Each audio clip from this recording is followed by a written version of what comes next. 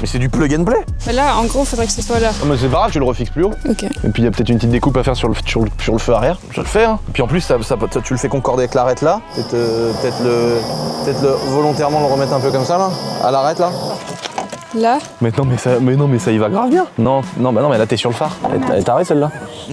Mais l'avant. Mais là ça va là. En vrai, il y a pas trop. Avec l'optique, je sais pas comment ça va. En vrai, il y a un petit peu d'adaptation, mais c'est light, hein. Et il y a un petit jour là, pipi, j'ai envie de te dire, tu redécoupes là tranquillement. Tu sais, tu le redécoupes un peu là. Ça le fait, hein. Puis même, tu sais, ça se force, hein, regarde quand t'appuies dessus. Oui.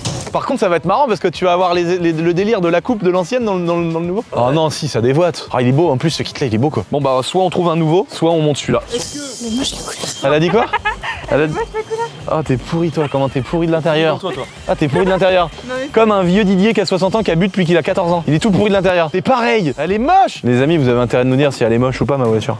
Regarde, moi ce que je voulais faire, c'est que justement pour mixer entre la couleur et le carbone, je m'étais dit que ça pouvait être sympa de démonter les sièges et de faire par exemple derrière une sorte de grosse bande jaune de la couleur de la carreau. Parce que les gars, faut qu'on en parle des sièges. C'est pas possible comment ils sont trop beaux. Ouais, par contre, ils sont magnifiques. C'est un film de cul, mec. Je me dis en mettant un rappel jaune carrosserie sur le carbone, ça déboîte. Et deuxième truc mortel, l'intérieur est très beau. T'as vu l'arrière, c'est stylé, etc. Je m'étais dit, on la met chez le sellier et tout ce qui est en micro perforé, on met du micro perforé jaune. Donc ça nous fait aussi une grosse bande micro perforée là, tout ça jaune comme la carrosserie, en cuir. Et tout ce qui est chrome là, on les fait en covering, comme ça on démonte pas tout l'intérieur de la caisse. On fait en covering jaune, comme ça on a un rappel jaune. La sellerie, on fait un truc super sympa avec les sièges arrière, les sièges avant, les capots de siège, une petite rappel du truc. Et puis dans les panneaux de porte, faudrait trouver un truc, tu vois, peut-être simplement le chrome là, simplement le chrome, le mettre en jaune, tu vois. Ouais, je pense juste le chrome. Et par contre, faut qu'on fasse fonctionner la garantie chez BM, les amis, parce que c'est une maladie sur ces voitures là. Le sub il s'allume une fois sur 30 000. Genre t'as plus de basse. Oh, c'est chiant. T'as pas de basse. Et les 3 quarts du temps, t'es dans la voiture, mec, tu montes le son, t'as pas de basse. Et c'est